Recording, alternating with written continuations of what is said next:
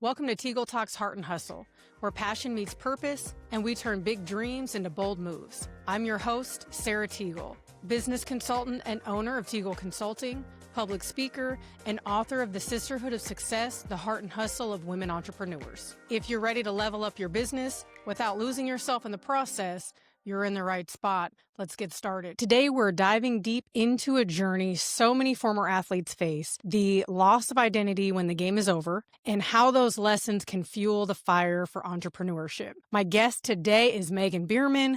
I'm so excited to have her in the studio today, a former athlete turned entrepreneur who knows firsthand how to take discipline, mindset, and resilience from the field and apply it to building something new. Welcome, Meagan. I'm excited to have you here. I know you on so many levels, but I am excited for us to come together on this episode. For those who don't know, tell them what you do, what your business is, and a little bit about who you are. My name is Meagan. I am a mental health therapist, and I have a private practice right now. And I also have several different businesses. I had a client the other day make the comment, serial entrepreneur, and I was like, I love that. I'm using that from now on. So I have the private practice. I also am looking into several areas, writing, podcast. I want to do public speaking, working with teams, athletes, kind of about what we're going to be talking about and what that looks like for them and how they can not go through the struggle that so many of us have gone through in the past. Today, we're going to talk through just redefining identity, discipline, leadership, all of those things for athletes and how that kind of correlates. Take us back to that moment when you realized your athletic career was ending and what emotions came from that. Oh boy. So my last game was against Georgia in the SEC. You even remember who it was against. That's awesome. Oh, yeah. First round of the SEC tournament, we were playing Georgia. And it was one of those things where we all were fired up. We practiced the whole week and Georgia took the week off because they just knew they had us beat. And it was a close game through the whole thing, but we ended up losing 2-1. And walking off of that field was probably one of the hardest things I've ever done because I knew in that moment that I would never put on another uniform, and just that mentality of, I really don't think in that moment it truly hit me what all I was losing in that moment. I knew that that was my last game, and it was devastating. Yeah, because you're probably thinking, what now? Exactly. What do I do now? Who am I now that I don't have? Because your sport was softball, right? Yeah. Okay. Yep. So what do I do now? That would be rough. It's my last game, your senior year. What am I going to do? Did you go to college and play? What did that look like? I played 2 years in junior college up in Kansas. I went to the University of Arkansas and played, and I played all through high school. And I'm really glad the coach that had recruited me originally, when he recruited me, he was in Tulsa. Okay. He was at Tulsa University. And I was from a small school in Arkansas, and he told me, I can bring you on the team, but it's going to be a culture shock for you. He was like, what I recommend is to go to junior college first. You're going to you're going to be able to play your freshman year. Whereas at a 4-year college, I probably wouldn't. Got playing time. Yeah. And so he was like, get used to, the college dynamics and then transfer. So his best friend was a junior college coach. He connected me with him. That's where I went to junior college. And the summer between my freshman and sophomore year, he took the coaching job at U of A, which was great for me because I was able to go home. It was a very cool experience. But anybody who has gone through that, the work that it takes to get to that level, it's day in, day out. Like every day you're doing something in that field, and that kind of becomes who you are. Everybody knows you. Yeah, that's for your identity. That's your identity. That's all you know. That's your schedule, your routine. Yeah, because you have to be disciplined. Oh, yeah. Right? To get to that level of an athlete, this is what I read, because you and I both have kids that are athletes. I've read that the discipline and the time that you put in, even starting in elementary school, middle school, high school, that takes a level of discipline, a level of resilience, perseverance, determination, ambition that you want to set yourself apart, because a small amount of athletes that are playing in high school right now will even get a scholarship to college, will even be available to play in college, right? And that's a slim number. And then the number gets even slimmer to get into some pro athlete status. For some of these kids, if their identity is built in that, and that's where, for us having this conversation, I think it just brings awareness of the level of discipline and dedication it takes and being engrossed in that and losing that. And a lot of parents are not prepared on what their kids are going to go through, right? Which we'll talk about in a second. And then also how to help their kids. How do you have that balance? And I've talked to another coach about this, Quentin Collins. He trains athletes, but how do you prepare them mentally if this isn't going to work out? Yeah. Right? Without shattering their dreams, without putting doubt in their mind, but also knowing reality of you may not make your big dream. So how do I help you as a parent prepare for that? Yeah. But also a lot of parents are parenting through sports. Yes. I've noticed that as I've become more aware, and I see in middle school and high school, and they don't have another bond with their kids besides that sport. So what happens when you don't have that bond anymore with, maybe that's your, like for example, if you had a daughter that was playing softball and that's how you guys bonded. Well, when she doesn't play softball anymore, well, now what? Yeah. How are you going to bond with your child, right? Or what does that look like? How are you going to help them maneuver that? So I think these are all topics we're gonna hit on today. But what I wanted to ask you next, so you've kind of built that picture, right? Like here's what you were doing. You had your last game, and you're thinking to yourself, now what? Walk us through some of those first steps that you took to rebuild your sense of purpose outside of sport. What did that look like for you? It was probably 10 years later, because shortly after I was done with softball, I ended up in a situation that broke me down even more. And getting out of that situation, that was when I started getting my confidence back and started to, the self-esteem. And I think that's a big thing, because when your self-esteem and your confidence is built around sports, when that sport is gone, the self-esteem drops too.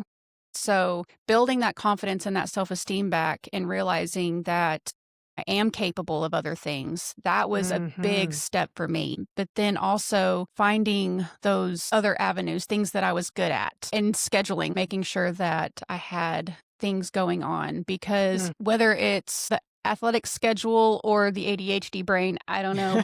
Right. Idle time is not my friend. I don't like to just be sitting around, and my mind is constantly going all over the place, like in the kind of the serial entrepreneurship. I am constantly thinking of new ideas, and like there's some ideas that pop up, that'd be really good, but then I'll go down that rabbit hole and research, and I'm maybe not. But just that constant thoughts, and the more I got that confidence back, the more I started realizing there was more things that I could do, more things that could be in place for me. Yeah. And I like that you brought up a lot. I was taking notes. I'm going to unpack that, because when we talk about taking the steps to rebuild your sense of purpose outside of sports, we talk about, and I talk about this in my book too, is that mindset. Oh yeah. How important goal setting is, mental health, time management. They say idle time is the devil's playground. And if you think about it, distractions, right? Relationships and everything can be distractions. And so if you're on a path of trying to rebuild your mental health after something like that, I mean, mental, and I'm saying mental health, like for me, I can imagine that somebody that had their identity in sports as a child and no longer has that is going to go through some depression, some anxiety, some confusion of self, right? Like you said, self-esteem, all of those things. And so to me, that's what when I say mental health, that's what I mean, just for everybody listening.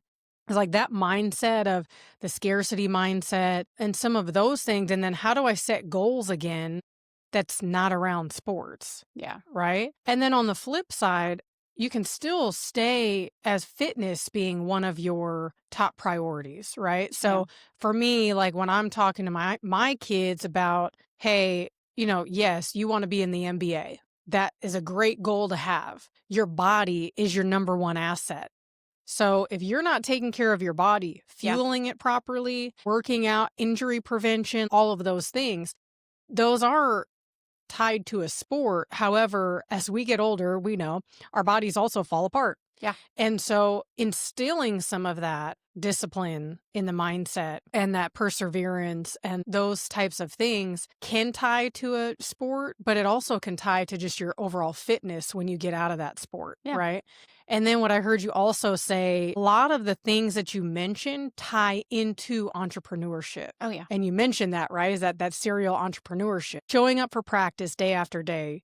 If you're in the weight room, if you're fueling your body with in the kitchen, that's a big thing about being an athlete, is making sure you're healthy and you're getting your electrolytes. Probably Yeah. kids maybe not focused on that so much, but talk to us a little bit. How does that translate into your business life now, or even back then when you were starting your business? How did all of those attributes pour into how you got to where you are today? Mindset is constantly having the motivation, the positive, like just, and I always tell my clients, thinking positively is not like the only cure to, depression or anxiety, Right. but it's a big step, because the It's the more, first step. yeah. And Yep. what you put in, what you're listening to, what you're reading, what you're watching on TV. So I tell my clients 100%. sometimes, I'm like, turn the news off. I can't even watch it. No. Like I can't do it. I talked about this in another podcast with somebody else. I just don't watch the news because Mhm. there's nothing on there that is going to bring me any source of information that's positive. And I don't want to clog my brain with negativity, because what I Exactly. put in is what I release out. Every morning, I start my morning with a morning mindset, and it's motivational speeches, songs, and kind of hype music, basically. Mhm. I mean, and that's before before games and stuff. That's what I would do. I would have my headphones or my headphones on, and my CD player, because it was that long ago. I would have my headphones on, and I'd listen to a song that just kind of would just hype me up and Mhm. get me ready. And it's what I do the same thing on my way to work every morning. I prepare myself for the day. Yeah. I get in that positive mindset before I even walk in the door. And a lot of that is for my clients, but also for myself. Yeah. And because I know there's a whole lot of other things that go into entrepreneurship.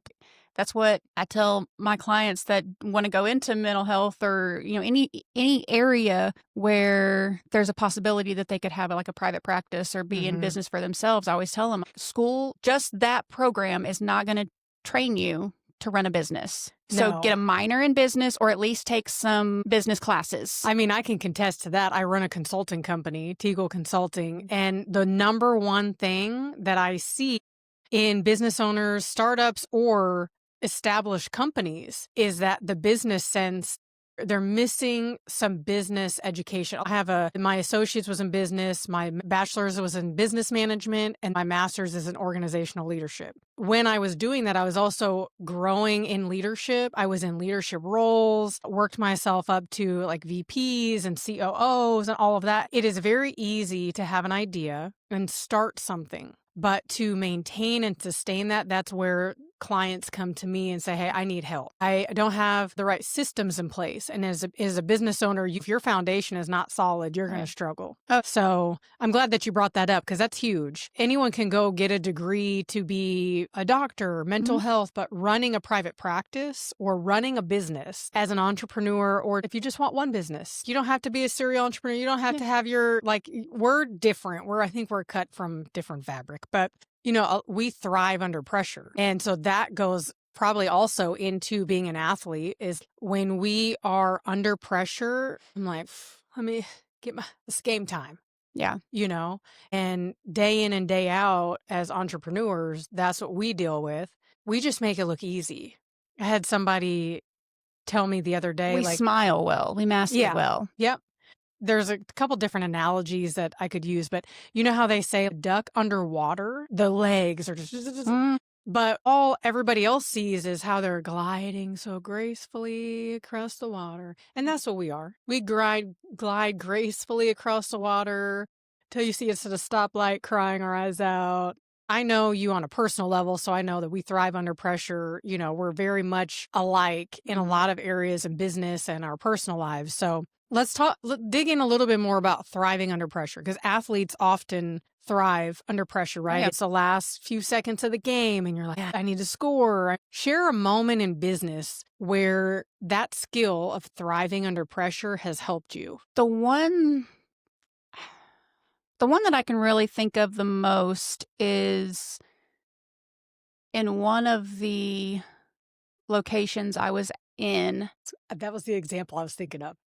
One of the locations love I was in, the owners decided they were ready to sell the building, and they wanted $450,000 for this building. They always want like a very large amount of money. Yeah. And you understand I don't have that. Well, so. and I had gotten to the point, because at one point when I first started, I was like, yeah, I want to own the building one day. I want to do this. But then I got to thinking, if I'm renting, then somebody else has to deal with all the 100%. the fixes and all that stuff that needs to be done. So, but they were wanting to sell it, and I was like, not happening. So I had 30 days to find space. Yeah. And I literally signed the paperwork with a week to go, because it was hard finding a location, being somewhere that I felt, because I wasn't just going to get anywhere. I wasn't just going to go anywhere just to have space. I wanted somewhere that I felt comfortable.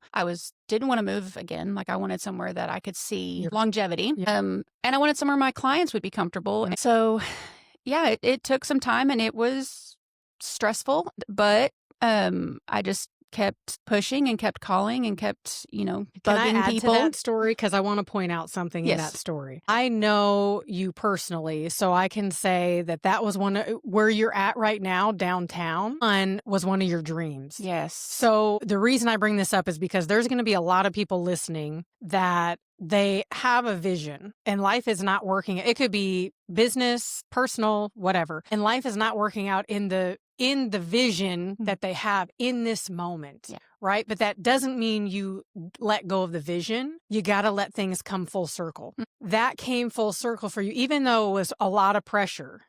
I am a firm believer in, I love manifestation, manifesting.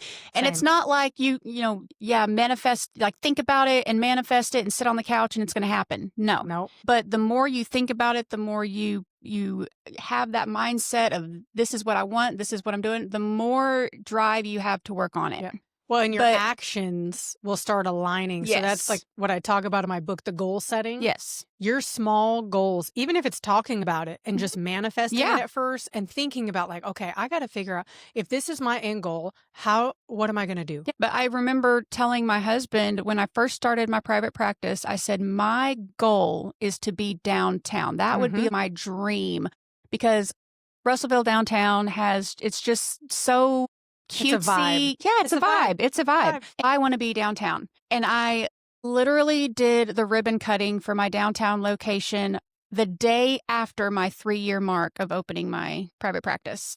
That's why I wanted you to share that story, because I'm proud of you for not ever letting go of that. And no matter what you face, because we had a lot of conversations at that point when all that was happening. And I'm like, man, you're going to find someplace. You're going to find it. If you would have folded under pressure and not been looking, not been taking that serious of okay, I got to find somewhere, and here's what I want. I want something long term. I want something, let me look in my ideal area if I can afford it or not. I don't know, right? All of those things are actionable steps that you took under pressure that helps you thrive in your business. If nobody has ever told you, I'm proud of you. Oh, thank you. Because I remember the day that you sent me that text of hey, I got this building downtown. I was like, yes. Yeah. Because I know and that's something too, is where, in sports, if you think about it, you have a team cheering you on. When you get out of sports or you get out of high school or you're not on that team anymore, you don't have those people that are like-minded. That was hard. And I can assume that would be hard, right? Yeah. And that's something that I always struggled with, was never really found that sense of belonging. Where do I fit? Where do I belong? Finding that team again. Yeah. And, I told my husband, I was like, for the first, I truly found like I found my team when it's just, It was just me and him and our kids, of course. Hey, But that's like, the I was like, team. there's finally that sense of belonging. And Yeah. even, moving to Russellville, I moved when I got married, and coming from Northwest Arkansas to Russellville, it's different. Yep. Russellville just immediately fit for me. And I had somebody, I'd been here for 3 years, and someone was like, "Did you go to high school here?" And I was like, "No." And they were like, "Did you go to college here?" "No." And they were like, "Well, how long have you been here?" And I was like, 3 years. And they were like, "But you know so many people here." Right. And I was like, "Well, because I immediately, like, the agency I worked for, I was the outreach manager. So I did a lot of the outreach stuff. I did Leadership Russellville, worked a lot with the chamber, and just networking and Yes. connecting and everything. I made those connections. And Yeah. that was such a big help, not only for that sense of belonging, but also starting that business of being able to use those connections and networking to build that business. In my book, I talk about find your tribe, Yes. right? Because and if you haven't grabbed it, the Sisterhood of Success, the Heart and Hustle of Women Entrepreneurs talks about a lot of the things we're talking about today. But finding your tribe of like-minded people as an adult can be rough. And I talk about another podcast that I did. We talk specifically about that. But I'm glad that I found you, right? Because we're Yes, very absolutely. like-minded. Yes. And we've actually spoken a lot into existence within our own lives, and even being here today. Yeah. We were just talking about this before we got on, is like, man, we've been talking about doing something like this together for maybe like a year or two, I'd say. Yeah. And so it's all now just coming together, and it's crazy because you're like, man, this is what I've been talking about. One of the other things that we've talked through is the setbacks that we face in business. We kind of, just kind of talked about that, going through thriving under pressure. But how do you tap into the athlete's mindset to keep pushing when you're facing some of those things? If you're facing setbacks and you need resilience and you need perseverance and you need to stay focused, because you think during game time, you could be down, you're losing, nothing is going your way. How does that correlate for you in business? So you were talking about that, and I just immediately thought, my high school softball coach always told me that I was the one he wanted at bat when there was 2 outs and we were down. I played against, in softball, who would meet me outside of the field, and they'd be like, "You are not like I thought you were. Like, I thought you were," a word that we can't say on. And I was like, but that was my mindset. The minute I stepped on that field, It's I game was time. locked in. It was game time. Locked in, And yep. the look on my face probably did make people think that I was not Yeah, a nice RBF. person. I mean, and that mindset is kind of when things get, when there's setbacks, when things start to get tough and everything, it just kind of that getting locked in and just go from there. I mean, just one thing I've noticed too is that as entrepreneurs, or even leaders, even if you're not an entrepreneur but you're in a leadership role, or whatever your role is, you're going to encounter a lot of these things too. But if you think through, we've all had seasons of life that we have to learn certain lessons. We may not know why we're here. We may not know what is happening. Right? One thing I know is when you lock in, you can change everything. Oh, yeah. You lock in and stay patient. You lock in and stay disciplined. You don't give up that consistency, that discipline, because eventually you're going to come out of what season you're in. And if you stay in it and you keep going, you're going to come out stronger than you ever thought that you could. And you don't expect immediate gratification. You realize that it's going to take time. Yeah. It's not going to happen tomorrow. Nothing happens overnight. Yeah. Yeah, I like that. Well, and that's the thing. Like, a lot of times we see the surface. Like, there's no such thing as an overnight millionaire. Right. Like, you see where they are now, but you don't see the work that it took to get there. When people are like, "Oh, she's just lucky." No. Let me tell you. There's nothing about me that's lucky. I've never won anything. I've never gotten anything for free. I've had to fight. I mean, A lot of my stories. You're a single mom. I've been a single mom. That's a whole nother podcast, like single moms. Yeah. I don't really talk about my story like that. No, you're good. You're good. I'm not, it's totally good. But that's true, right? But one of the things I explained to somebody the other day is, because they were like, well, they were asking me about my experience, right? What experience do you have? And I was like, I'm sorry, come again?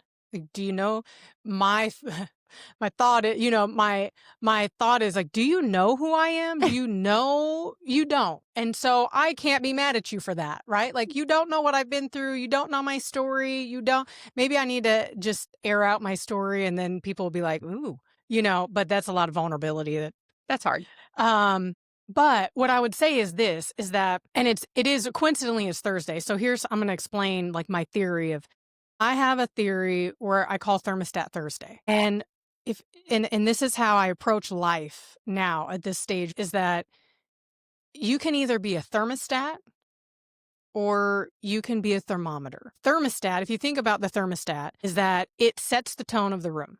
You put it on 70. Everything in the room conforms to that temperature of 70. That thermostat is not going to be like, oh, I think you need 69, you need 72, you need 70, it's 70. Every room I walk into, I own that. There is nothing that somebody can tell me or put in front of me that I cannot accomplish. There's nothing that somebody can do to me that has not already been done, which is sad, but that's just what it is, right? And so, I mean, athletes do go through the same thing. When you get on that field, I'll take on any challenge and I'll do whatever it takes to win. And as a single mom, survival mode is real. I've been in survival mode since I was 8. So there's nothing that I'm not going to survive. I think athletes have that similar mindset. I wasn't a strong athlete in high school. Now I'm a runner. I'm very much an athlete that I would consider now just as an adult. And it's a mindset shift. It's a battlefield of your mind every single day. Business is the exact same way. Finding clients, getting systems put in place, all of those things. Let's talk about what success looks like. Redefining identity and leadership. What does success mean to you now compared to when you were an athlete? Obviously, when you're an athlete, success is the win. It's how you do on the field. It's numbers. The business owner and entrepreneur, it's still numbers. Yeah. It doesn't make money. It don't make sense. Exactly. But I feel like my mindset has changed a little bit to where it's also, success is also, am I doing something that is, first off, is it making me happy? Mm-hmm. I love that. And am I helping other people with it? Am I passionate about it? Because a lot of the stuff that I do is with the idea of who can I help with this, whether it's therapy or writing a book about my journey through getting out of sports and what that looked like for me and, what it took to get out of that hole, going and speaking to athletes and sports teams and stuff like that about what it's going to look like for them and how they can stay out of that hole, not get in that hole, and just helping them realize that I know right now you have rainbows and butterflies about sports, but and you don't really want to think about afterwards because we didn't. The plan B. Yeah, we don't want to think about when it ends. We're oblivious. We know it's there somewhere, but we just it's not happening today, so we're just going to forget about it. Yeah. But preparing them and not to scare them, obviously, but just say, hey, look, this is a real thing. This is something you have to prepare for, and it doesn't have to be a big scary thing. Yeah. Yeah. I love that because that's a lot of what is going to be happening for some of these athletes. But there's success outside of being an athlete. Yeah. You can use those skills and other things and be really successful. But I like that you pointed out, one, you have to be passionate. Because if you're not passionate about what you're doing, we've both done things we're not passionate about just to do it, right? I cannot even imagine going to a job where I am not passionate about it. At this point in my life, I'm not going to do it. If I can't be myself, I'm not going to be there. I don't want to be around them. I got to go back to this. You mentioned that, you found your team outside of an athlete, right? And it was your husband and your family. And you're like, well, it's just us two. But that's huge. Your team becomes the family that you build. Your husband, your wife, your spouse, your partner, whoever, whatever it is, right? Or even just your children, or your friends. Family of friends. And this is sometimes an unpopular opinion. Sometimes your team is not your family. 100%. There's and I tell my I tell clients all the time when they're like, my family isn't very supportive, and they'll start talking about their group Bye. of friends. And I'm like, that's your family. That's your family. Yeah. If somebody does not support me, they have no space in my circle. As you grow older, you start to realize who is really for you. There's signs, and that's a whole nother podcast. We should probably have that whole discussion. But you know, and the first sign of somebody not being for me, it's not going to work out. And I'm going to sidestep you to the left, and you can enjoy your journey, just not around me, because we've both kept people in our lives that were not for us.